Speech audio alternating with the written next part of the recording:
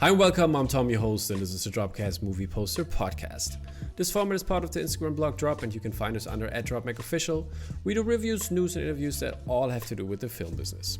Today, we will talk to the charming Bella Grace, who's not only that, but also very talented and creative when it comes to her artwork. So stay tuned and head over to our Instagram profile @DropMakeOfficial to follow along with the art we are talking about, or check us out on YouTube for the video version. Bella, welcome. How are you today? Hi there, I'm good, thank you. Really good, thanks. And yourself? Yeah, I can't complain. You know, busy, doing this thing. And as we just talked in the off, school is going to start soon. And Yes. by the time this podcast comes out next week, it will already be started. So I'm excited for that. But let's talk about you. As I do with all the artists, I picked 3 of your artworks that I want to take a closer look at. And I will start out with the first one, which is your beautiful Avengers piece. You did that for the poster party, or was it a different project? Is this the one with all the Infinity Stones? Yeah, that's the one. Yes. I really enjoyed that one. I did that one actually as a tribute piece. I can't remember. I think it might have been 2018. Yeah. I'm not sure, but when I went to Comic-Con last year, it was really crazy because To which Comic-Con? Like MCM London. Oh, okay. I was wondering if you went to the States and went to that Comic-Con. Yeah, so I went along with the Poster Posse gang, and I was really I was gobsmacked because George Perez came along and he signed I had a little art cards of this Avengers print, and he signed it for me, and I was just so overly chuffed. I bet. I couldn't believe it, really. So yeah, I've got that now hanging up in my office as a little bit of inspiration from one of the legends. Yeah, we're gonna see that a little bit later because we're gonna talk about your office as well. But how did you came with the? How did you decide who to put basically in the Infinity Stone? Did you go by the movie, basically the movies before, or what was the idea behind it?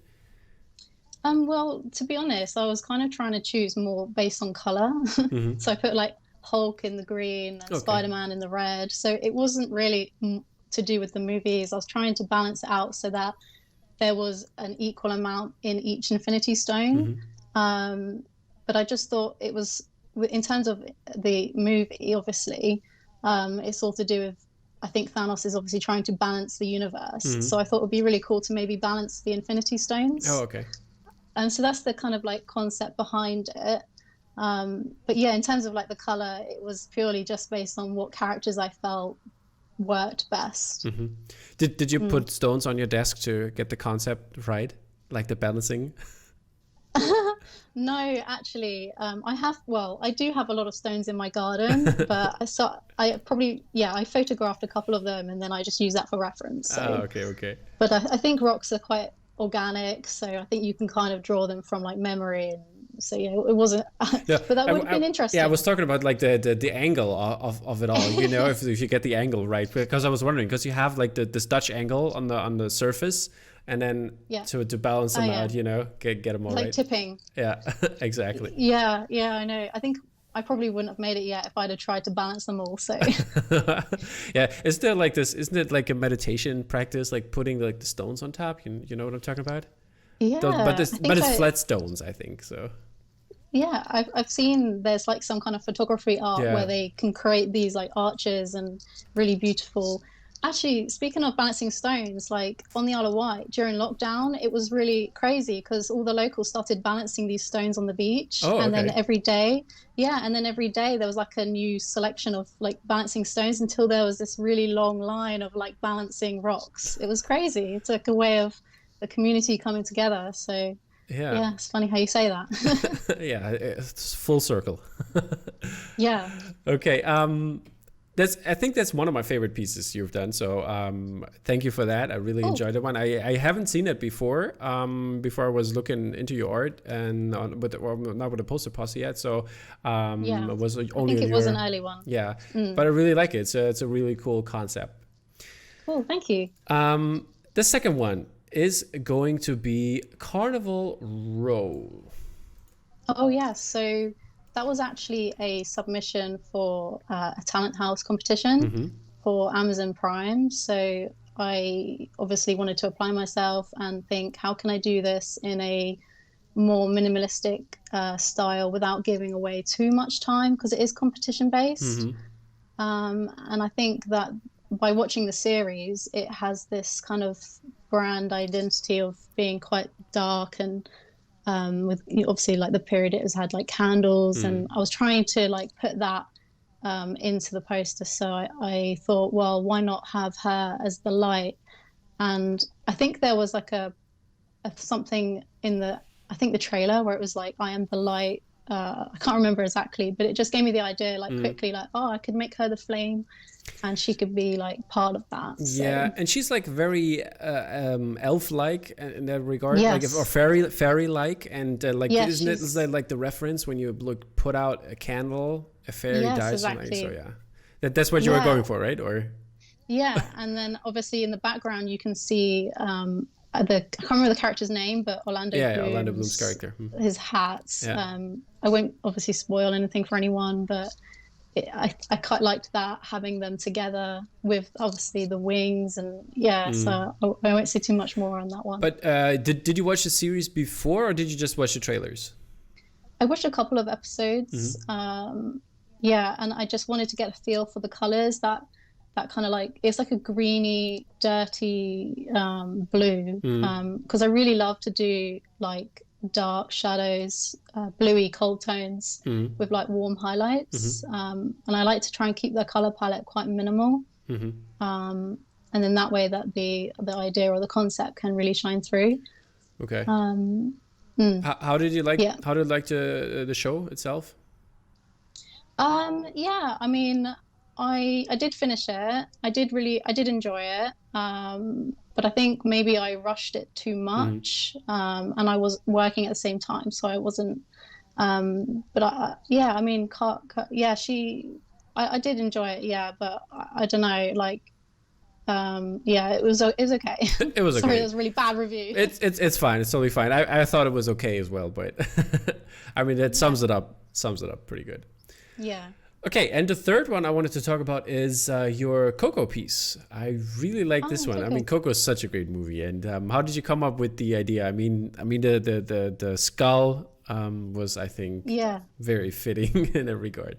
Oh, well, obviously they celebrate the Day of the Dead, so I thought, what's more fitting than using a skull for the background image? And the flowers, I don't actually remember what they're called. They're like these orange, really beautiful flowers that they use to put on the altars with all the family members' photos.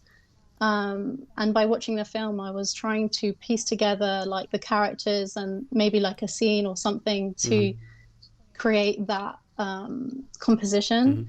So I thought, well, obviously music is a really important factor, because the way that they obviously connect is through music. So I put the guitar in the nose. Yeah, it's perfect. Yeah, and then I used their sombreros as their like eye sockets for the skull, and then obviously for the teeth, it just seemed to like all really come together really well. It was like the bridge from going from the Day of the Living to the Day of the Dead. Well, not the Day of the Dead, but the land of the dead. The land of the dead. Yeah. So that was the main concept, and then having like the family, because family is just so important in and around filling out the rest of the skull area. Is it easy to that you get those kind of concepts? Because I mean, they look simple, but I think they're more elaborate. Yeah, I mean, with that one in particular, it came to me quite quickly. I think because obviously the celebration that they have and the skulls and the imagery it just seemed like it was so appropriate. Yeah. I did have a couple of concepts. I think one of them was to have like more like on the guitar and have them like running on the strings or something. But I really like the idea of having like including like the family and it just making up the entire like structure of it. So it just seemed like it shone like straight away. But usually, it can take a while to come up with like an idea or concept. But with this one in particular, it was pretty straight away. Okay, perfect. Okay, so those are the three pieces I wanted to start out our little conversation, and now let's get into basically you a little more, you as a person.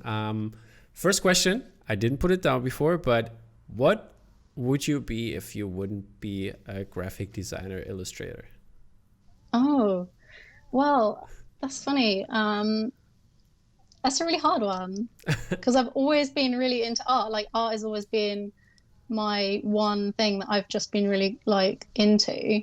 Um, oh, I think something like exciting, like kayaking expeditions, maybe like I don't A know, touring. National Geographic photographer. Yeah, do you know? Yeah, but I mean, photography is another one of my Yeah. passions. So I have done quite a lot of photography, like in all of my education, and it was one of the stepping stones to get where I am now. So, but yeah, it's a really hard one. I mean, I know it's graphic design, Yeah. but I almost took a course to do graphic design in film Okay. with, I don't know if you heard of her, Annie Atkins. Yeah, I heard of her.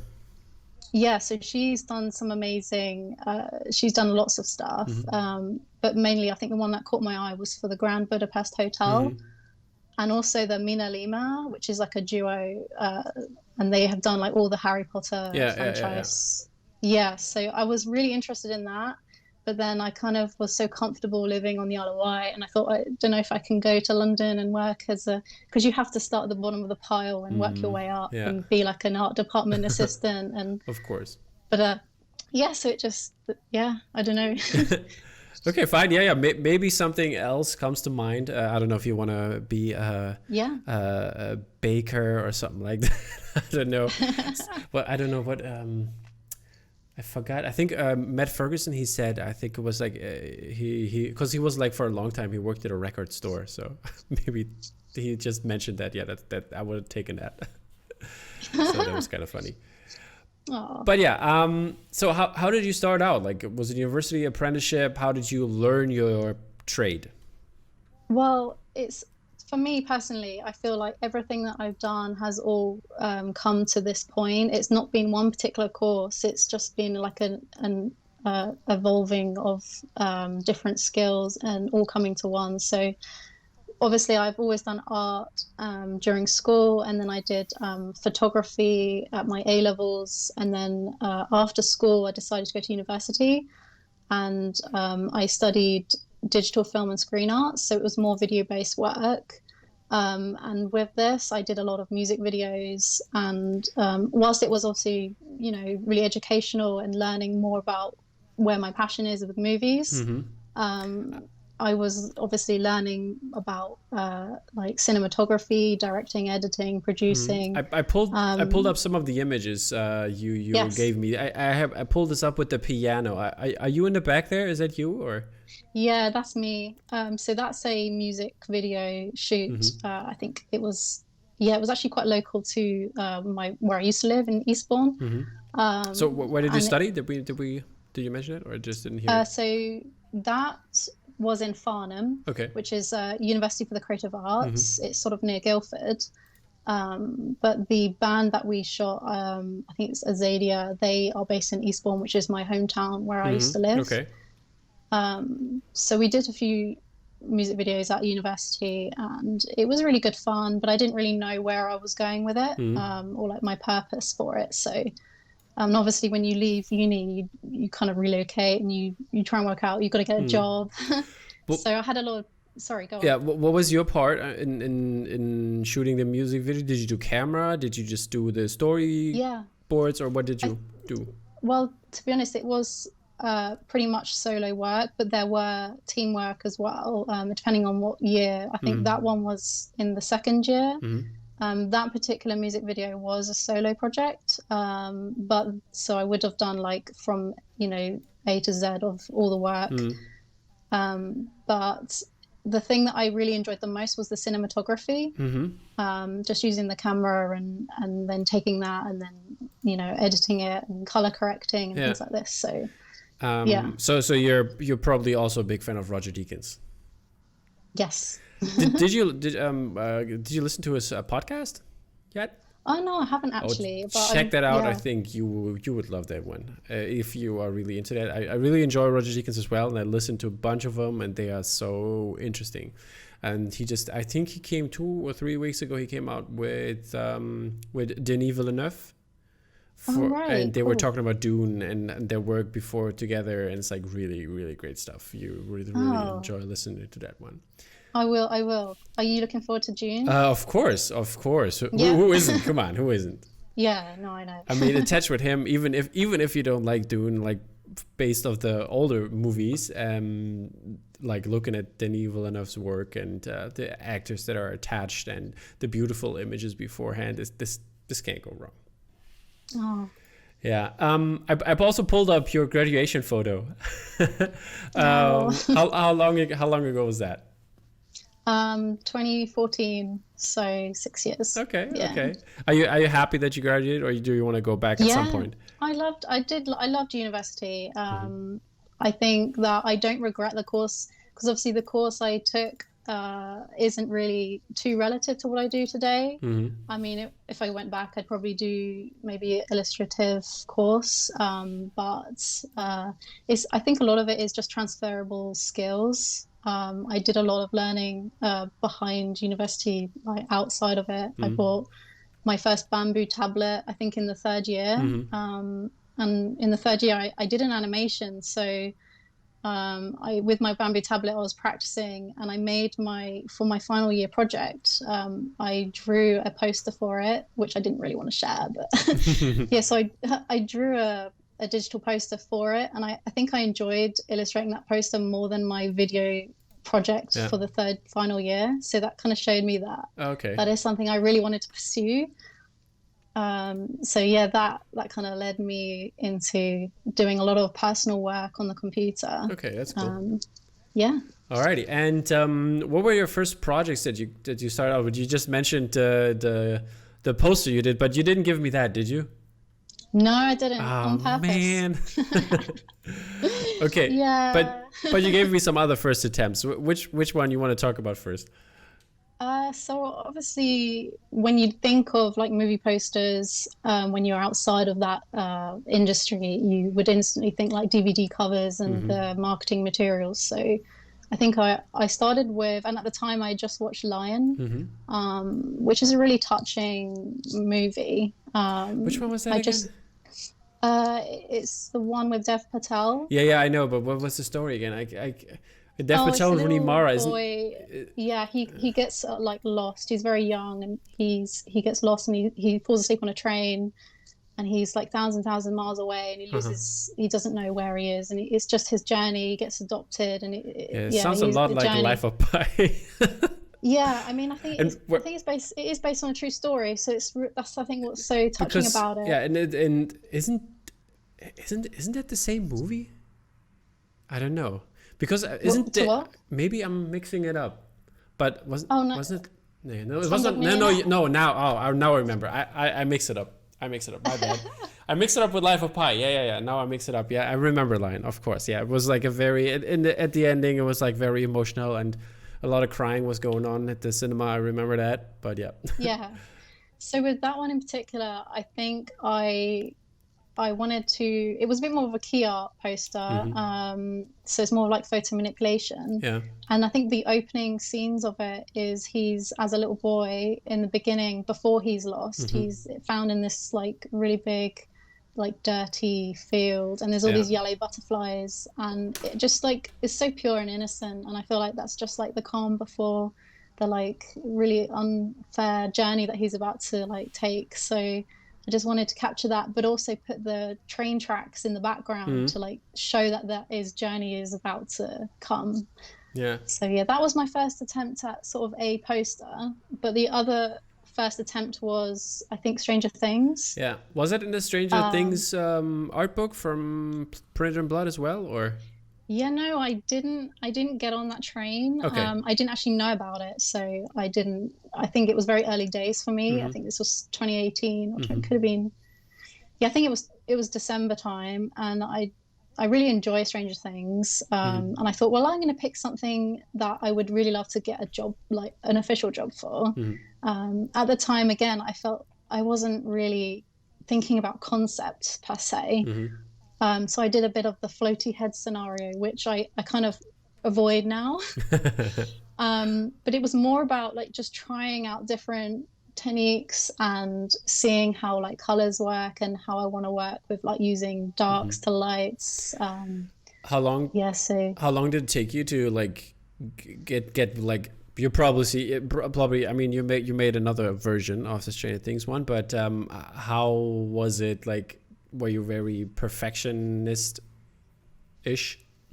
for the first one or the recent one? The first one, like when you saw it the first time and you were like trying out, were you like, okay, this has to be better now, I'm going to change this now, and or how was it?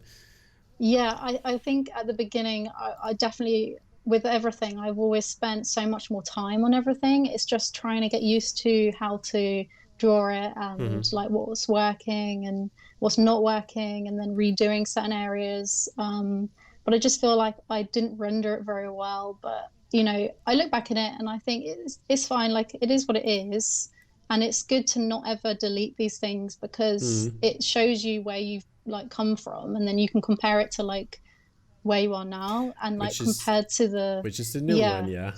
Yeah, so this is the thing, because obviously I chose something, I thought I'm just going to go out there and pick something that I would really love to do. And then so then now I've got this that I've done in 2020, so it's like effectively like 2 years later. And like Dark Horse Comics just like slipped into my DMs, as you say, and they just asked me, please would you make this? And I was like, wow, this is crazy.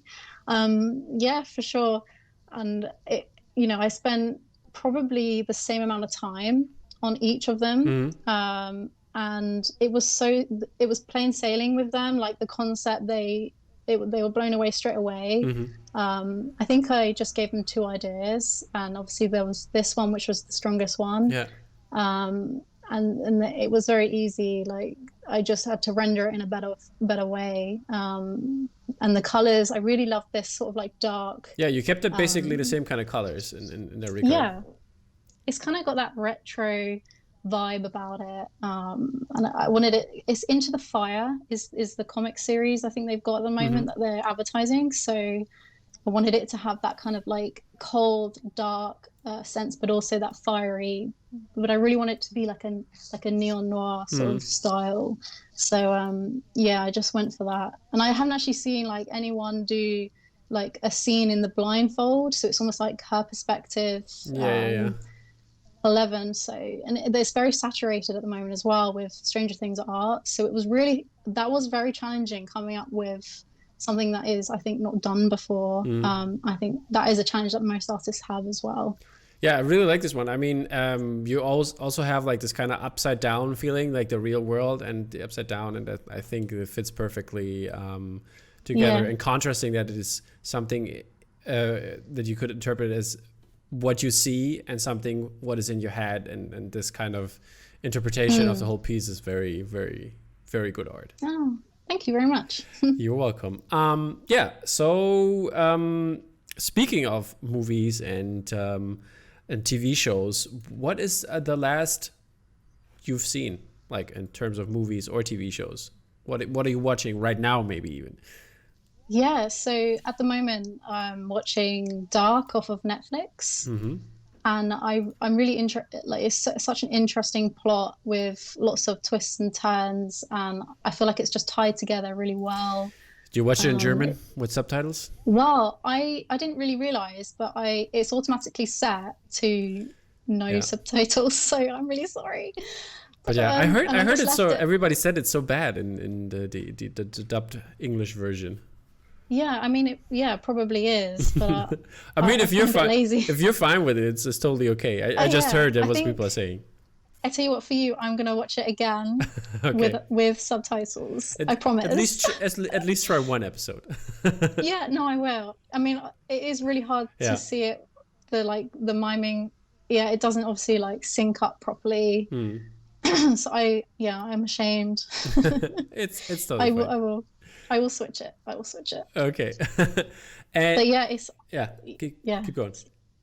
Sorry, no, I was just going to say it has got like hints of Stranger Things in it. I feel but I feel like it's far superior, and I think watching the connections unfold. I'm not going to obviously like spill any spoilers for anyone, but the overall like visual aesthetic of it is just it's probably the best series I think that's out there at the moment. Yeah. So I recommend everyone to go and have a go with it. Yeah. In German. Exactly. I put up the beautiful art you gave me. I saw that also on the gram, and it's by Christina Lizama, and this is her take on dark. What do you like so much about it? Well, I think it's that connection between all the time periods, because it's got that, obviously in the background, it's got a lot of like very old artwork going on. Isn't that what they have, like this kind of Bible scene? Isn't it? Yeah. Isn't that like where they like the fingers touch? Well, I've only got to, I think, just past the first series. Oh, okay. Yeah. But it's also the color palette he's used, I think, is like a really dirty, warm, and it's very on brand with the series. Good thing that it's you just like say that. It's a mishmash of all the periods, I think, in one artwork, and it's just really, it's got like a foreboding sense to it. And it's obviously traditionally painted, so that also holds a lot of value. Oh, I thought it was. I'm not sure. I'm wondering, because sometimes people can do like with the brushes you have now in like all the programs. Yeah, I mean, I think when I looked at his Instagram, her Instagram, is it? Christian. I think it's a guy. Christian Lizama. Yeah, I'm sorry. Yeah. Yeah, so I think he's. Let me just have a look, because he does. Yeah, I think it's a guy. Yeah. Yes, it's a guy. Yeah, so I saw him painting. Yeah, they look like. They are. They're definitely traditional artworks, but you never know. Maybe he does some digital as well. But he looks very, very talented. Yeah. So yeah, and I recommend there. Yeah, and sorry to interrupt you. There is another one to it as well. With Noah. Yeah, I saw that one. With the blue, yes. So. Okay, yeah. Good thing that you earlier said that you are finished only season 1 so far, because otherwise I maybe mentioned too much. No, that's fine. Honestly, no. You need to watch it the way it's supposed to go. And and would you love to do some art for Dark yourself? Well, yeah, I think it's very rich for ideas, and there's a lot you can play with in terms of obviously the different time periods and connecting them all in together.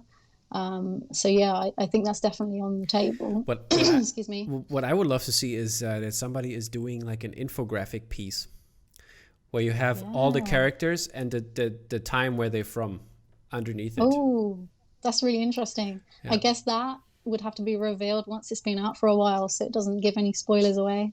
I mean, it's also helpful in that regard. If you see more, like. Because for a lot of people, it's very complicated to get all the characters together and remember who's who. Yeah, but I don't know. That's what I really enjoy. It's like part of the mystery, and like it makes you focus so much more on like all their features, and like, obviously they've made some of them really obvious with the blue and the brown eye. But I feel I really enjoy that. Oh my God, I think.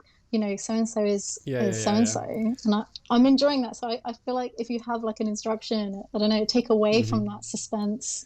Yeah, but maybe. And then after the season, and hopefully somebody's doing that. I think that would look really cool. I think there's this Spider-Verse poster by DKNG. Do you know the one? Oh, yeah. Do you know which one I'm talking about? No, I haven't seen it.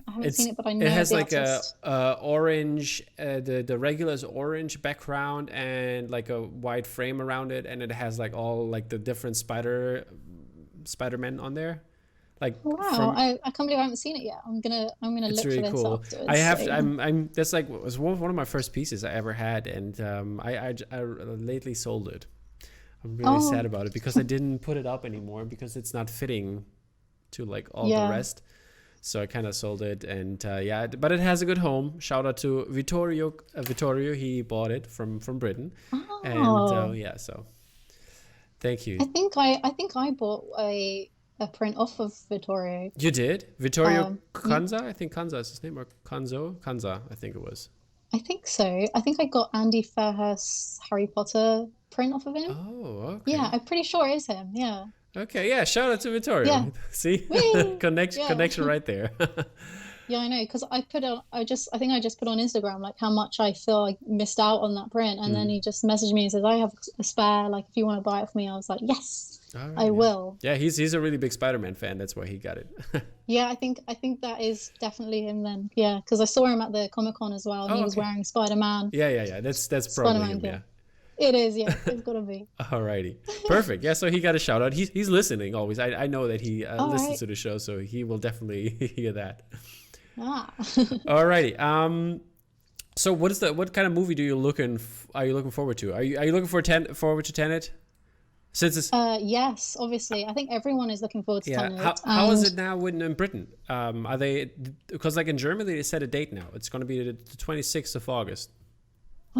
yeah, that's pretty soon actually. Yeah, So yeah, I mean, I definitely going to go and watch that. So and I'm really enjoying seeing all the artwork being put out for that as well. I but think the poster Pose have done a yeah, passion project. I think they hate Um, to wait one, right? Yeah. yes, exactly. So, and it's also been a part of their Prodigy program. Hmm. So the Prodigies have made, I think, a Tenet poster. Yeah, James did a beautiful one. I James, really James, James, yeah. yeah, and Jaren Hemphill as Hmm. well. And yeah, Yeah, so and they've made, Eileen also yes, had one Eileen's made before. awesome. Yeah, and but Yes, shout out to Eileen. yeah, how did you like the key art for it? I think it looked super weird. The latest one, they came up with two posters and one where you can see John David Washington, and he doesn't even look like he is John David Washington. It looks totally different. It's like weird. I don't. I'm actually going to look at it because I've seen so much alternative artwork for this. Yeah. I can't even They remember what came, the they actual came out key with art. two posters. I think the one he's walking towards Oh, us and one he's walking back. oh yeah. So it's very much got this like mirrored imagery, being flipped, Hmm. very almost like Yeah, but symmetry. he looks weird in that. I really wasn't feeling it. The alt posters are way better. Oh, absolutely. Like I think that's why I haven't even remembered what it looked Yeah, like. So it that says everything, doesn't it? yeah, So, yeah. but I'm a big fan of the Christopher Nolan, so Yeah. I'm really looking forward to that. And I heard a story that he always goes like when they show it in London at the IMAX. Yeah. They when they have the showing of his movies, he's gonna go in there before and watch the whole movie and like tells the people, yeah, you should turn up the sound here and there and blah blah blah and so on. Like that is perfect movie experience, like certified by Christopher Nolan himself. That's amazing. Can you imagine if he just went and did that to like all the cinemas? Yeah, that would be great. Yeah. Yeah, but what other movies or what movie do you looking forward to? I am really looking forward to Mulan. Yeah. I think because it has been one of my childhood favorites. It's just something that I'm very nostalgic about, and also the story behind and her journey of Hmm. finding herself and being, as good as one of the boys. Yeah, you made a poster for that as well, right? And Yeah. just So, pull that up for everybody to see. It's a really, really beautiful poster. I really enjoyed this one. oh, thank you. So yeah, I mean, now I'm with the Poster Pose. I think just before they got Mulan, I was like to Don and Rebecca, I was like, by the way, because I knew the Hmm. film was coming out, I was like, if you get Mulan, please consider me, because they Hmm. don't really tell you unless you're involved until it's released. So Hmm. I was like, please consider me. Um, yeah, and then when the email came in, and I was just over the moon about it. And the trailer looks Yep. amazing. And I, yeah. I little spoiler alert here. The movie is also very amazing. I had the chance to see it before. Oh my It God. was Yeah, like because it was like I think 2 weeks before it came out to the cinemas, and then Corona hit, yeah. and I was at a press screening and saw it, and now it's got pulled off the schedule. But I can't. I'm not allowed to say anything about the movie like officially. Oh, But yeah, but I can say that was really great and really fun. I'm really sad now. It's But yeah, so I was really anticipating like going to watch this. mm, So I'm very jealous that you've gone and seen it now. So I because bet. I don't think they've released a date. Well, they think they did, and then I don't know if it has a date It anymore. doesn't. It doesn't. It has no Yeah. date anymore. But there's obviously more artwork to be revealed soon from the Pose Hmm. regarding that. So I think I was just the first one put out there, and then it all happened, and then they decided to withhold the rest of the Yeah. artwork. So excited to see the rest. But yeah, it's great, and we're gonna dig it out and promote it when the movie is gonna come out soon. Yay! Hopefully soon. Hopefully soon, exactly. Yeah. Okay, and what is your favorite movie? Well, I would have to say Back to the Future, because it just is, again, it's a really for me, it's just so much nostalgia around here, and it's just I could watch it multiple times without getting bored. It's the connections and the running gags between the three parts as well that add to it. Like when Biff crashes into the manure and amongst the three parts, and that is just, for me, it's just something I just enjoy. A bit like Dark, I guess. Like it's that interconnected. It's all connected. But yeah, it's just got the right sense of humor for me as well. So yeah, I hold that one close to me. I think my brother had, I think it might have been about 9 or 10 when I watched it, and my brother had the trilogy DVD set, and I stole it from his room, and I still have it. Great. So yeah, so it's really good. He knows about that you still have it? No, I don't think so. Okay. I think he just forgot. So I was like, yes, that's mine. Now he knows. Yes, exactly. Shout out to your brother. It's been the anniversaries recently, so it's been really exciting to see everyone bringing up their artwork and new artwork as well. Did you buy some of the artwork that came out? No, I really would have loved to, but I just, it was just going through a period of time, obviously, with coronavirus, and I think a lot of people shut their shops and things, so I haven't, but it's really hard because there's just so much good artwork out there that is not really one. Yeah. Well, there is one, actually, I would love to have my hands on. Which one? Which is Andy Fairhurst. Andy Fairhurst, of course. Yes. He's done a really beautiful trilogy set. But he made another one, right? It came out this year. I think it's the old one, right? Is it? Or I'm not sure. He's very recently. So this year he's brought out a trilogy set. Yeah. And it's for me, it's quite different to the rest. I think because it's a different perspective. Yeah. Is obviously the time machine is coming towards you rather than like a side view, and it's a portals of like the moment when they travel in time, and it's got that magic Andy stamp on it. That is, that's Andy's work. Yeah. So yes, it's really top quality. That. Yeah, I also really liked. I think it's Phantom City Creative, the one where you have the 3 ones with like every piece is the car in front of it, and you can have the background where like the bell tower, I think it is.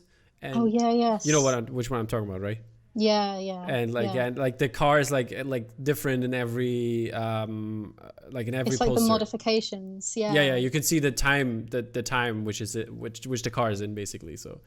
Yeah, so many good concepts. Yeah, I love it. Also, like the one that Mondo came up with, Adam Simpson, I think it was, where you have like the town, like with the black. I think it's a black background and has like this like reddish kind of colors on it. I think that was also really, really great stuff.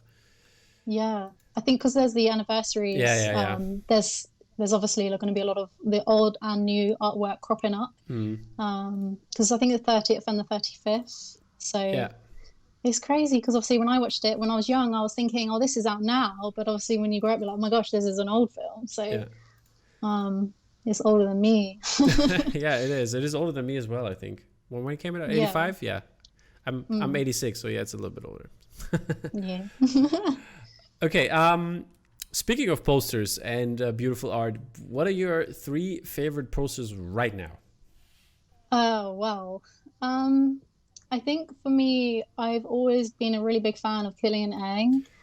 Killian Eng? He's doing great He's brought out 2 posters recently. The one I think I love the most is Ready Player One. The other one is Annihilation. Yeah, that's also really great. So but he also did the Galactus one for Mondo when the Fantastic Four one was coming up. That's also amazing. I know. I think the way he works to scale is just so impactful. Yeah.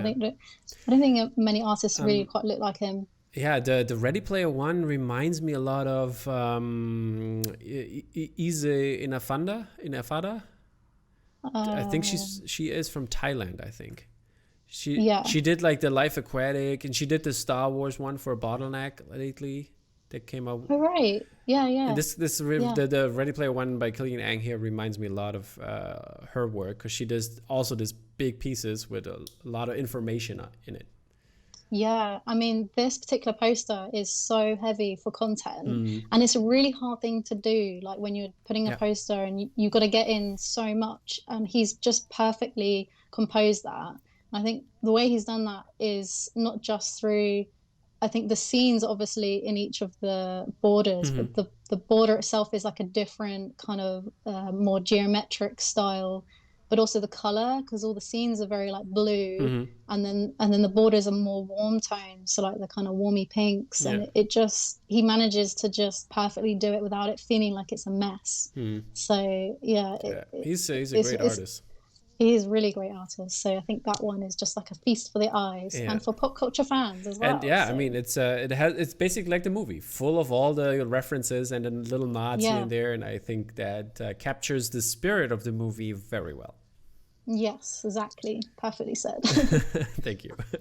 Okay, and you also gave me some other ones you wanted to show. Yes. I'm gonna pull up the Matt Taylor one, The Lion King. Yeah, Matt Taylor. I've loved his work ever since the beginning of when I've even found alternative movie posters. The Lion King one in particular, it's one of my favorite Disney scenes where Simba jumps into like a burst of color and then sings "I Just Can't Wait to Be King." And again, that's another nostalgic thing for me. So I feel like I can, I connect with it really well. And the symmetry of it and the color is obviously inspired from the scenes itself. I really like his Aladdin one he did. That's also really amazing. It's great work. Yeah, Matt Taylor. Because it's the magic carpet, isn't it? Like I think it's the border. It's the one with you're right. With the magic carpet border and like the genie like in the middle, like super big, and the I think the palace is there, and like he's at the back of it. Yeah. I think the other thing that is really quite respectable for what he does is he's very good at like the title design. I think a lot of artists, and myself included, can be a little bit lazy with not putting the effort into creating a type and almost putting as much time into the type as you would the illustration. Because actually the graphic design side of poster design is as important as the illustration itself. So did you watch the poster talk on his Palm Springs piece that I did with him? Yes, I did. And that was a really beautiful piece. We talked about also the title design. He was like explaining how forever it took. I think it took a couple of days that he figured it out. Yeah. So it really shines through. You always know that he's going to do a really top job, like not just on the illustration, but the like typography as well. Exactly. Really enjoyed it. And you also brought a third one. Yes, Ollie Moss, Jungle Book. Yeah, can't go wrong with Ollie Moss. Come on, you can't go wrong with him. I think a lot of people obviously love Ollie Moss's work. He was one of the first that I actually saw, and it was the realization that I had that there was this scene that you could be in. I was just working at my graphic design job, and I came across the Jungle Book poster. I was like, wow, it really like sparked inspiration in me to be like, I want to do something like that. So. And it is, It was available at Uniquely Geekly a couple of months back for I think it was 200 or something like that, 225 or so. Oh, that's crazy, because I've looked like every now and then. I've had a look on like eBay, and it's like I think sometimes it's like £1,000. I'm like, they had it on, as I said, Uniquely Geekly had a lot. They still have a lot of Ollie Moss stuff there. They also have the Die Hard poster. I didn't get, because I'm a big Die Hard fan, I didn't get myself there yet to buy it though, but I think it's not available anymore, or maybe it is, I'm not sure. And for a reasonable price as well, and it's great stuff. And uniquelygeekly.com, check it out. I think it's Ben Bao. I will, that sounds really good. I'm definitely going to check that out, because I would love to have that piece. I imagine it's a very sought after piece. Yeah, it is. I reckon it's probably one of his best, but I just love the double imagery and using the tiger's Shere Khan's stripes. I mean, this is basically this kind of style brought like the alternative movie poster scene on the map with his Star Wars. That when he did the same kind of style and exactly, just so amazing. I had to choose that poster because I thought it's just definitely one of the top ones for me.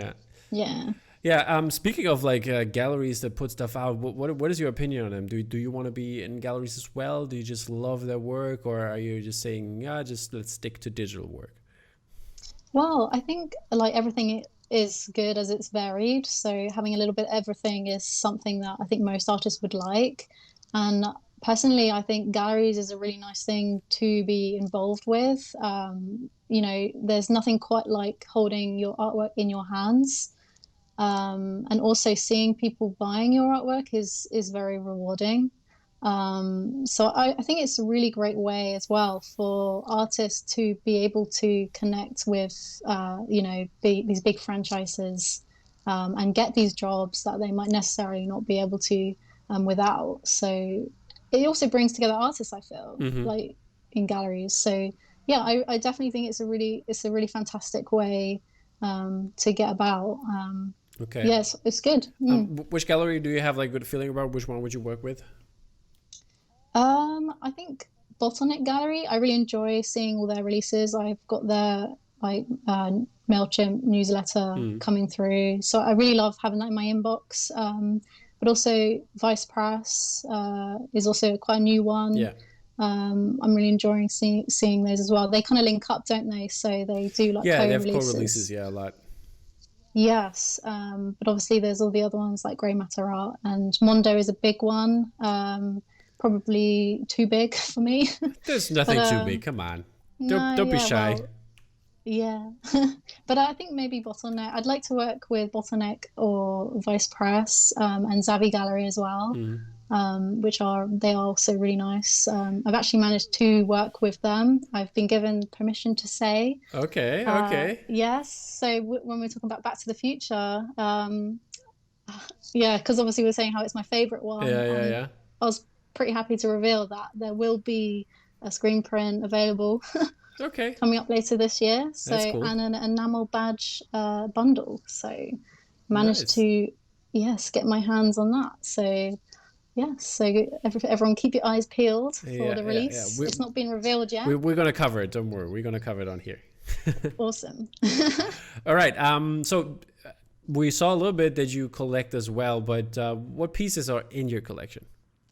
Well, I have on my wall, I've obviously got a couple of Ollie Moss you can see in the background. Ollie Moss pals. Yeah, I pulled them up as well, but yeah, the pals they're also here in my background. Yes, I saw. The pals are everywhere. This is great stuff. I think the pals was one of my first ISOs I bought from a Facebook group thing. Yeah. So oh, cool. It was kind of like it's cool stuff. I think when it was released, I got it off of the official of the timed run, or it was and it's amazing how many sales they make. Like when you see the number you've got, it's like wow, 1,900 or something like that, like every single one, right? Exactly. I'm like, wow, that's so good. I've also got quite a few doaly pieces. I've got the Mulan. He's done like the animated version of Mulan. Did it was there a print? Or was it just digital? Yes. It was a print? I don't remember. It is a print. Mondo, right? No, Bottleneck, right? Yes. Okay. Actually, no. Really? I think it might be Island or... Island prints? But they co-release with Island prints a lot of times, but yeah. Or it could be Cyclops. Might be... It's one of those. One of the ones with the eye, so... Yeah. And that one is obviously because I'm really into the original Mulan animation. I felt like I just had to get my hands on that piece, and I love the way he's obviously double imaged the character with the scene behind. So doaly always knocks it out of the park. And it's a really good quality. Like the border has got a really beautiful like gold sheen to it. It's like sparkly. And very traditional in terms of style. Yes, and I've also got his Spider-Verse print, the pink version or variant. That one is also really awesome. I was lucky enough to grab that one at the Comic-Con last year because obviously I met him a couple of times now. So he's a really cool guy. Yeah, he's a great guy. He's been on the podcast. People saw him. So it was always good talking to him. Yeah, no, he's really nice, and he's really helpful as well with like giving me tips and things as well, because obviously I'm quite new to being like with the pose, and it was the first I think Comic-Con I come to be like by a stand as well. Yeah. So yeah, it was really nice. And I also saw Sam Gilby there.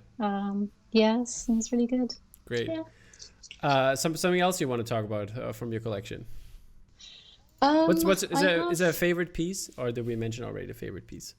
Well, obviously we've talked about Matt Taylor.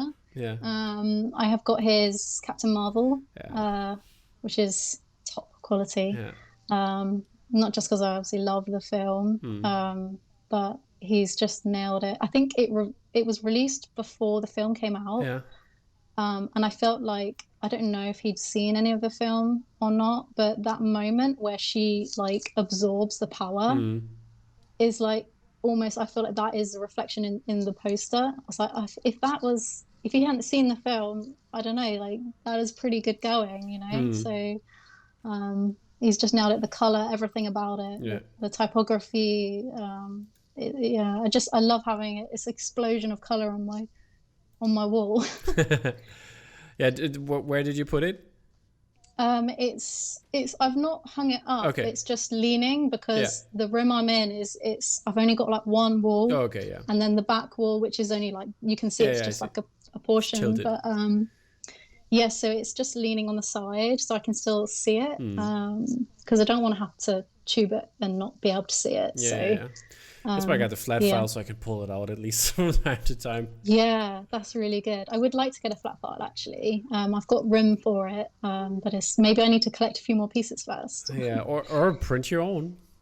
Yeah, could do. by the way, little flat file tip. If you watch the Matt Ferguson episode, he did the best flat file. I don't know why because I never saw like anybody doing it. He bought IKEA tables and had like the smallest like little like foot like things to put it on, and he has like basically 10 tables on top of each other, and like puts all the artwork in there. Perfect. That's amazing. I'm gonna watch that. Perfect idea. Speaking of Matt Ferguson, he is also one of my favorite artists, and on my one wall is his 2 Lord of the Rings and Hobbit artwork. Yeah, that's amazing that you have that. I really love those pieces where the circle, like where he basically sums up the movies in one image. It's like a timeline. Yeah, it's got narrative, but it's also really simple, and it's obviously like a more graphic design, minimalistic. It's just really, and it's just the touch of color. It just works so well, and as a set as well. So But I've also got his Blade Runner 2049 art cards. Just put up. Did you buy them with the box set or? Yeah, so I got the Blu-ray and I didn't actually know that they were going to be in there. Oh, okay, so it was a really pleasant surprise. Yeah, I was like, wow, such a small world. But so I'm happy to have those up on the wall. Yeah, alrighty. Then let's move over to since you collect already. What is the last piece that you put up? Well, it is actually those behind me. So the Matt Ferguson and the Ollie Moss. Yeah. Okay. But also, I don't think I've sent to you is James. So James Hobson's Stranger Things 11. Cool. Yeah. Yeah, so I've just put that one up, and I've actually put quite a lot of things up because I had so much that wasn't up, and I thought, well, I might as well. If I'm going to take a photo of my office, I need to put some art up. So I've also got doaly's Wonder Woman. I got it as like an A5 postcard. Cool. Yeah.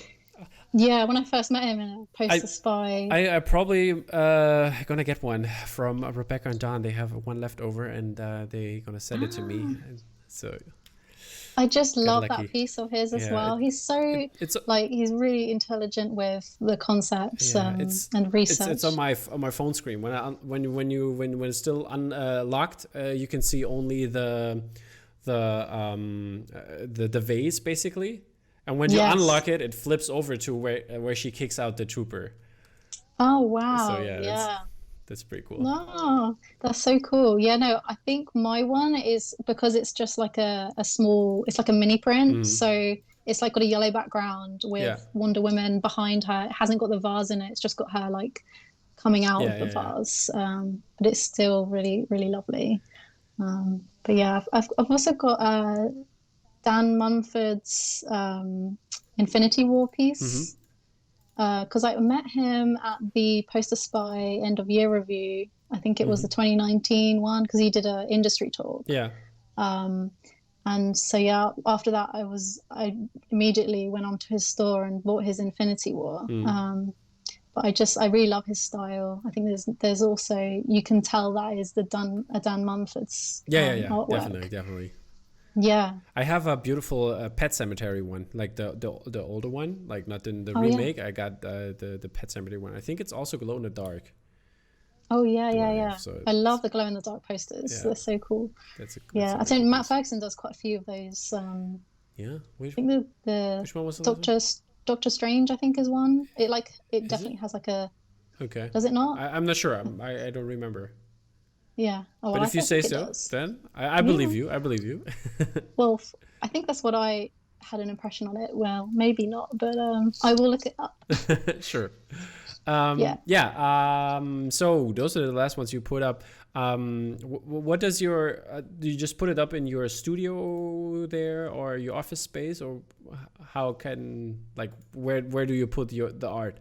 Everywhere in the house? Well, I have anything that is not obviously out is in its tube. But I would, like I said, I would like to get a flat file. But in my office, I have the Matt Taylor one is obviously leaning. And then I've got the James Hobson one there. The Matt Ferguson's Hobbit and Lord of the Rings is on my main wall. Yeah, I just pulled that up so people see that right now. Oh, right. So, you know. Yeah. So my room is basically the top room in my house. I'm lucky enough, I think, to have like the spare room that wasn't being used. So I'm able to separate work from home life. And because it's like a loft converted room, it has a lot of slanty walls. And it gets really hot up here as well, but it's not a problem. But yeah, I have a lot of plants as well. Of course. I mean, come on. You didn't see it right now, but like a friend of mine, she came in at my place last time, and she was like, "Whoa, am I in a jungle? Because like I have so many plants right here." But I'm going to show you later. Yeah, I think I have like about 40, 50 plants in the house in total. It's just like a small addiction I have. Yeah, I could totally understand. I have like the balconies full and the house is kind of full, and it takes like 30 minutes to water all the plants. Yeah, it's time consuming, but it's also really rewarding. Yeah, and I always like love to see when like the things grow and like. Yeah, absolutely. And new leaves come, so that's like really nice. I think I've got a little cactus on my bookshelf as well, and the eyes are from the Mr. Potato Head. Yeah. I actually stole those from my old work from someone else's desk. Yeah. I just bring it with me now. It gives character to the plant, I think. So. Yeah, definitely does. What is your like or your desk in terms where you do like all your work? What is important about that for you? How do you set it up? Why? In what kind of way? Do you Yeah, I mean, I've worked with my MacBook Pro. It's a 15-inch laptop for quite some years, and it got to a point earlier on this year where I just needed something bigger to work on. So I set up like a dual screen now with a BenQ monitor, and I specifically got one that I could rotate to portrait mode because it helps to see like the poster as a whole rather than just like a small portion on the screen, which I've been doing for so long now. I feel like it's time. So I've got that, and it's really good quality. The color is obviously really accurate. But I actually draw using a Intuos Pro Wacom. It's like a bigger version to the Bamboo, but it's not like a Cintiq pen display. So, I mean, I would like to get a Cintiq, but I just haven't really got there yet. And I also think it's important to not feel like you need something like that is the top quality gear to be able to do the work. Like, it's not always about the tools. Although it would be nice, I feel quite comfortable with the way I work, and it just works for me as of now. But maybe in future I will invest in a Cintiq. Yeah. Other than that, it's just cats. I have cats. They like to come and basically run my office. Do they help sometimes at least? Yes, one of them is a CEO and the other one is project supervisor. Okay, cool.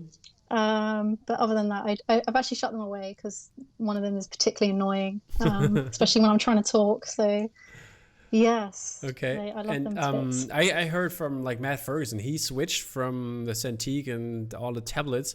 He now is using a Surface Studio. Oh, right. Like the big monitor one, the 27-inch monitor where you can have like the touchscreen and like can work on. And he says, yeah, he wouldn't go back. He's like, that's the way to go.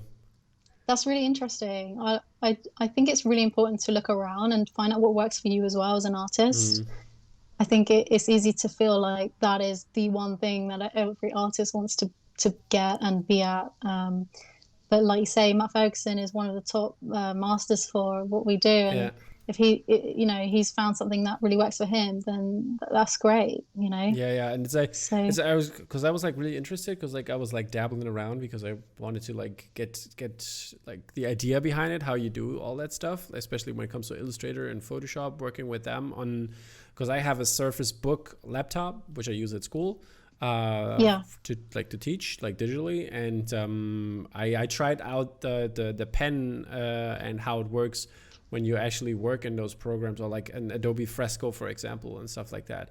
And it's really amazing. It's does a great job. And since then I always wanted to have like the big 27-inch, not just to work on, but like have it all for like the looks as well. And it's a really amazing thing that Microsoft put out there. And I think it's gonna be pushing on that sector in terms of working with, like, especially when you have to create art.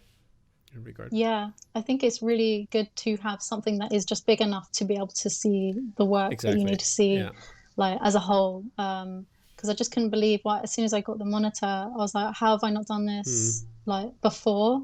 And I just don't see how it took me so long. It doesn't really matter almost like what you get. It's more about just being able to see something as a whole. Like if you're going to paint traditionally, you don't just cut up a canvas and paint like the sections and then stitch it together. A little 5x5, let's do that.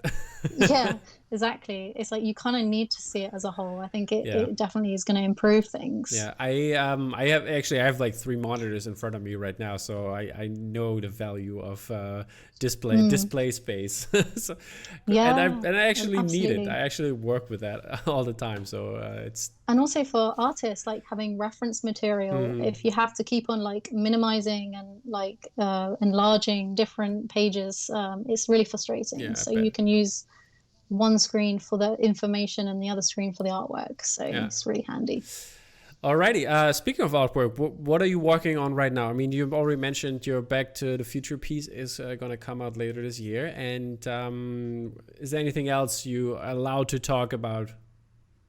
Well, I mean, there is something I'm working on, which has been an ongoing project for some time. It's actually book illustrations for my mum's book. She's writing. It's a children's fantasy fiction. It's about time travel, and so she's obviously just asked me, please, can you make me the cover and like page it. Every chapter has like a page illustration. So I'm really looking forward to seeing it. It's about halfway there. Can you talk about what's it about? Like the story a little bit? So it's time travel. It's about, I think it follows like some friends, but in particular one boy who he's got a really good relationship with his grandfather, who I think goes missing, and he's trying to find him in time and space where he is or when he is. So it's another time traveling thing, but it's obviously based at like 9 to 12-year-olds. And it's about love and courage and friendship, and it's a really beautiful story, and I'm really looking forward to seeing her finishing it. So I think she wants to write 3 in total. I think she was finished writing the second one, and she's just perfecting. She keeps going back to perfect and perfect and perfect. Yeah, okay. So we'll see when the end is, but there really isn't ever an end. Yeah. So Is it her first book, or did she like wrote many before? Yeah, she's been writing it for a lot of years since I was young. So it's always been something she's wanted to put out there. Mm-hmm. And yeah, so hopefully it will, I mean, she's got editors looking at it and they're really positive feedback. So it's just getting the whole thing tied together and then proposing it with like visuals. And I think she likes the idea of it being like a mother-daughter project as well. Yeah. So yeah, hopefully that will work out. I mean, fits right in there. So you should be good exactly. for that. The only other thing I'm working on at the moment is the next passion project with the pose. Obviously, I can't reveal what it's for, but I think that one's due some point in August. All so right. Yes, looking forward to that one as well. That's great. So how do you approach a project or an idea in general? Is there a certain way you go about it, or just individually? The thing that I have picked up from like most of my education and university is research. Like you cannot really fully explore something unless you've researched it fully. So I will always go to like the themes and the concepts. So I'll make like a mind map and I'll write out all the keywords that I feel, would demonstrate the idea or concept. This really just, even like a time period or like the colors or what does the brand look like itself or the company whose work it's for. So I would do that, and then I'd make some little tiny sketches of like mini thumbnails, just really quick ones, just to see, like, just to get it out the head. And then from there, I will choose like one or two, obviously the favorite first, put that into Photoshop, and I will draw it in black and white. The main reason for doing it black and white is just so that you can get to see the values and what is working in terms of like contrast and area focus. It's a really good strong foundation to like see that before you apply color. But obviously, like sometimes the color like straight away, so you also can start in color as well. So it just really depends on the project. But that's really like how I would approach a project. Okay. And how is it when it comes to films for you? Is that the difference? Do you watch the film? Do you take screenshots or? Yeah, if you can. Obviously, it's great for part of the research is to understand the film. So yeah, definitely watch the film, watch the trailers. A lot of the post-pose work, it's not yet been revealed, so all you get is the trailer, and you have to like watch the trailer so many times to try and pick up like what it potentially could be about. But also trying to see if the story is also sourced from somewhere else. Like Mulan, for instance, is already a project that has been like revealed a long time ago, like by Disney. Yeah. So, but it's also something that goes back before. It's like an actual traditional story. So, based on a true story.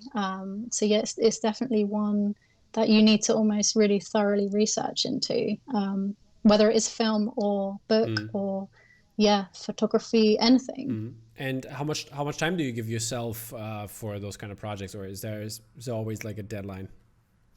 I mean, it is always quite a tight deadline to get just the compositional stage. I would always try and give it at least a day to come up with a concept, and not rush. I think if you can rush, and then you kind of miss that foundation that you otherwise it's just lacking, and it needs a purpose. So if you're creating a piece, you need it to have that purpose to demonstrate a really good idea. Otherwise, it's just like another pretty picture. But I mean, for example, Blade Runner 2049, I wanted to create something that was off of the memory orb, the double imagery with the city, because obviously the memory orb creates the scenes. So I wanted it to be a really important part of the poster, but without giving away any spoilers of it. So yeah, it's really nice, and also to create that dystopian city, and I have Deckard in there, so it kind of it leaves you with the question. So that's pretty much the way it works, I think, for me. And if your stuff is not coming out digitally, how do you like your prints to come out? Is there a certain paper you really like? Do you do like the separations yourself, or do you plan that within creating the art? Yeah, so I don't have a particular preference as into the way it comes out. Obviously, if it's just really great quality, then that's, that's what you're aiming for. But in terms of like the effort put into it, screen print is always going to have so much more effort, mainly because it's only limited colors in the way that they print it. Mm-hmm. I mean, I think typically it's between like 5 and 9 colors. Yeah, the Easy Anafada Star Wars print, I think, was an 18 color screen print. Wow. I mean, that's really lucky to be able to give 18 colors to play with. Yeah. And you can use the paper color as one of the colors. So you can get away with like it's like 5 color print, but really it feels like 6 colors. I think the Back to the Future one that I've just made with Zavi Gallery is a 5 color print, but I've used like techniques to create that illusion that there are more colors by the way the colors cross over in like just using like half tones and things. Then in this week is coming out the Joshua Budig podcast, and he talks intensive. I think that the podcast was over 2 hours, and he talks intensively about how he does the screen printing, and that I think one of the sentences, I hope I remember that correctly, but he was saying that you could do with a 5 color screen print, you could do basically in like every color you want. So that's like crazy, and he experiments. That's amazing. I think it is really advanced, and it's something that myself I would love to like do more of and learn more of it, and tips and tricks. For the Back to the Future, I separated it. I drew it differently to how I would usually draw it, and I feel like it is maybe the way to go, so that you're always prepared with a file that is ready for that kind of print. Just in case you are approached and someone wants to reproduce that print. So I would draw that on separate layers as to what color it is. And it is hard, but I would use like a layer mask to like paint it out, if it makes sense. So I find that you have to obviously also have the darker colors on the top layers and the lighter colors on the bottom, because that's the way they print it as well. So, I mean, I'm not really advanced in knowing exactly how it all works and things, but I mean, it's a good start to do that, because some artists don't do that at all. Yeah, and I can imagine it being really frustrating, like sending it over, and then that's I think the main worry is getting something back that you didn't visualize. So you're kind of, just by putting in the extra effort, you're ensuring that you're going to get a print back that is how you intended it as well. So hopefully that one will come back and it will be just as I intend it to be. I hope so too. It would be more rewarding. So, it is, yeah. And what is your most challenging work so far, or idea you had to go through? Is there anything you really hated working on? Well, I really admire when people can do like the less organic illustration. I feel like I need to maybe develop my own skills in terms of doing something like more machinery or like city. I know I did the Blade Runner, but I don't know. I feel like I got away with it a little bit just by having it a bit more, I don't know, like an impression of a city. But something that is, more static, less organic, that is something that I would really, I do have a challenge with, and I kind of avoid it because of that. So I feel like I should try and do that more. But in terms of what I've already done, so the Noel piece I did recently with Disney, that one I really struggled to do snow cone, the little reindeer. It just kept looking like a sheep or a dog, and I was just really struggling with it. So I probably drew it like 4 or 5 times. But I think I got there in the end. It's like, that will do. Yeah. But yeah, I think it might be like the color of the snow, because it's obviously so close to the snow. But I don't know. Something about it was like, that just looks like a sheep.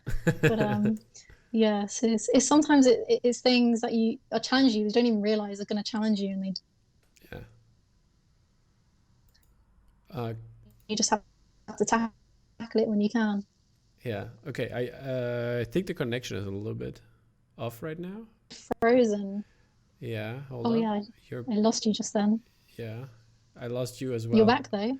Okay. I think I think it's like, I don't know if it's like was it a reset or something? I'm not sure. But let's wait a second, because the connection is still, you're still a little off. Okay. And it shrunk your little, shrunk the picture. I don't know what happened here. Let me see.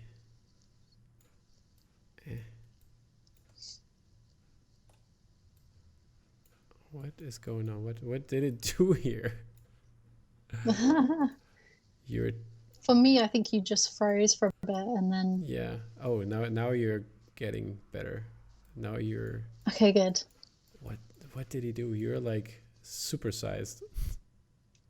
Yay! I think I have to. I have to put you in again. This is not working for some reason. It's all good. I don't know. I don't know if it was me or not. Oh. Yeah, now you're normal again. Okay. Hold up. You just need to find the right size. Yeah, that looks good. Okay. Yeah, I don't know what happened. That's okay. Don't worry. It's all good. I'm fine, but it's just weird sometimes. Okay. Yeah, you for some reason you're like super tiny. It resized your. I don't mind. I can be super tiny. I'll be Ant-Man or the Wasp. Yep. Okay, now you're normal size again. Alrighty. Where did we stop? Yeah, challenging. I think it got perfect up to the challenging part. Yeah. So okay. I'm gonna ask the next question. Okay, and what IP or idea you would is there anything you would really like to work on? Is there something old, something new, music, sports, something like that? Well, there's this idea that I've had for a while for Black Panther. Yeah. It's one of my favorite Marvel films. So I feel like this concept that I've come up with really deserves to be put out there, but I just haven't really had the time to do it yet. So that is definitely something that I would like to do. What I might do is just wait until the second one comes out, and then maybe do like a duo, like a Black Panther 1 and 2 reveal. So hopefully it will work like with both, because obviously I don't know what's going to happen in the second one. So, but that is definitely one that I would love to do some artwork for sure. Yeah, I bet. I mean, I love Black Panther as well. It's one of my favorite movies. Yeah, absolutely. Music wise, I really do enjoy listening to movie soundtracks. So I think it would be really fun to do something for like Hans Zimmer. Yeah, like the Mondo ones, or like they come out with like this kind of style, or yeah. I mean, I don't mind. I think because I really like the Interstellar and Inception, and also the like more recent Lion King. Yeah. I know they always go down like the more key art route for that, but I think that Mulan was like more of a illustration. Actually, can't remember who the artist was, but it's because we obviously all do these alternative movie posters. I wonder if in future there'll be more like alternative like artwork for like the movie soundtracks as well. I hope so. So I mean, I think that's Mondo is doing that and going in a direction. I mean, I love the Infinity War and Avengers thing that Matt Taylor did with the gauntlet and stuff like that. So that's that would be really cool. So I think that would be a cool thing to tick off the list. Sport wise, I've done a lot of sport like graphic design, like back when I done graphic design as an employed work. So I would say if it were to do with sport, I'd maybe pick like Winter Olympics, just because you got to shoot for the highest thing, right? Or potentially Wimbledon. I really like Wimbledon. Is really fun. I love going to Wimbledon. It's really hard to get tickets. I bet, but that would be a really exciting thing, I think, to be able to illustrate or do a poster for. Maybe you should start doing it now, since when they're gonna get back on the court. Artwork is ready. Here you go. I could be in the stadium, like, hey. Anyone want to buy my art? Yeah. There could be like those vintage World Cup posters, like World Cup Yes. of soccer, and I think this kind of style would look probably awesome. Like when it comes to that, Yeah, absolutely. And it'd be cool, like people love getting like signatures Yeah, at tennis. All the tennis players come and exactly. like sign Yeah, posters, so it would be really there you cool. go. Yeah, I would. there you I go. would do that. I would buy one and have Roger Federer and Yeah, sign it. He's one of my favorites, and yeah, that would be great. yeah, absolutely. Alrighty. Now my favorite question. I always love to ask the artists, which classical artist would you like to see make a film poster, and what kind of movie or franchise would he do? Um, well, I think one of my favorite classical artists is Van Mm-hmm. Gogh. Um, and I think because he's really good at capturing this sort of dynamic landscape, Mm-hmm. um, I think that maybe the film that would be best is Finding Nemo, just because it's like an underwater scene. Yeah. I can just really picture him going all out with all the colors and creating that motion of the water Mm-hmm. and the corals. So I feel like that would work amazing. But obviously that's not going to happen. But maybe someone can replicate Yeah, that. yeah. I don't know who did I think Oliver. I think we talked with Oliver Barrett about it, and he answered this kind of question. The interview is going to come out, I think, at end of September. But he answered this kind of question in the way that he would like to see, who was it? Not Kandinsky. Some similar cubist style Oh yeah, painter. Picasso. No, it was not Picasso. Was it Turner? Michael Turner, Ben Turner, or something like Uh, that. I'm not sure. I forgot what it was. But yeah, so basically just squares everywhere in different colors. And yeah, we were talking about like was Steve Reeves, who does the book covers, like that, yeah, in movie form. And yeah. That would be really, yeah, and this kind of style have like a series of movie titles just by squares, having, like, for example, we talked about like all brown squares for Mad Max Fury Road and stuff like that. So yeah. that would be very interesting to see if Oh, yeah, that would be really yeah. cool. You should do Yeah, that. maybe we're gonna get going. Who knows? Maybe Mondo will Yeah, listen, and we're gonna have a series of that. yeah. I mean, like I just said, like Picasso, Hmm. and I was thinking maybe Picasso and Spider-Man into the Spider-Verse Oh, as that would be well, crazy. Yeah, because of the like yeah. glitchy and like the different angles and Mm. perspectives. I feel like that would also really work. Yeah, there are many opportunities, and if somebody can replicate style, please try to do that. I mean, I think that would be I feel very like, interesting to see. yeah, there should be like an Instagram page dedicated to Yeah, this. there you go. There you Yeah, go. there you go. Yeah. 10%, Yeah, absolutely. All right. So almost last question. Do you have any tips for beginners, like when it comes to hardware or certain software they should use, or utensils, or even social media? Yeah, so social media is obviously a really important tool.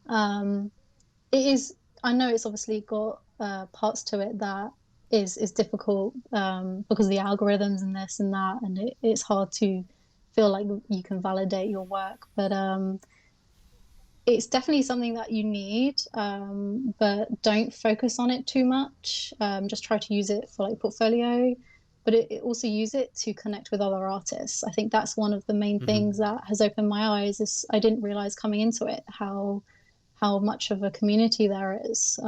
So yeah, just get in there and be a part of that community and make friends with other designers and illustrators and share like problems with the industry and questions as well. I think coming together is really important, but also make work that you want to get hired for, because clients are not going to look at your portfolio and hire you for something unless they can kind of see that demonstrated in your work.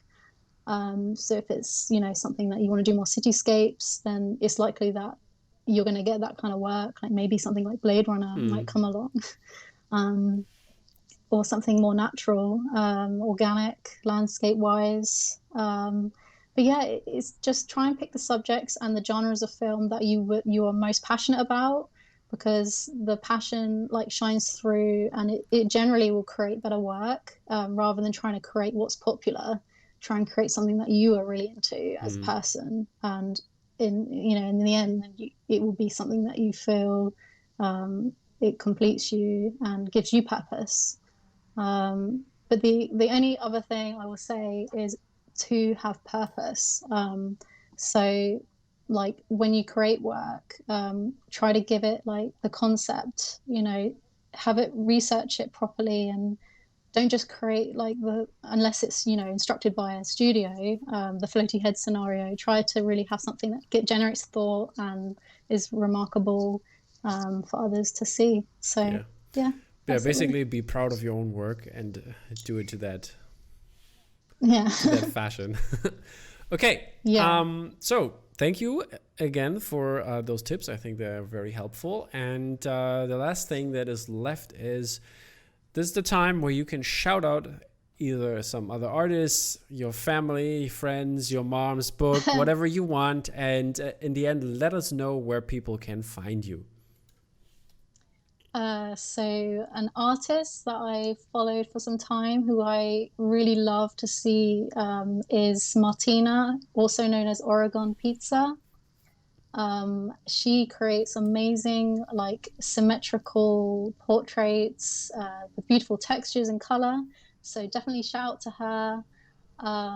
And obviously there's just a lot of artists out there, so I'll probably be here all day. So people can follow your Instagram. You put out there some artists. So Bella Grace, as simple as that for Instagram. Facebook, I think, is Isabella Grace Art, because I couldn't get Bella Grace.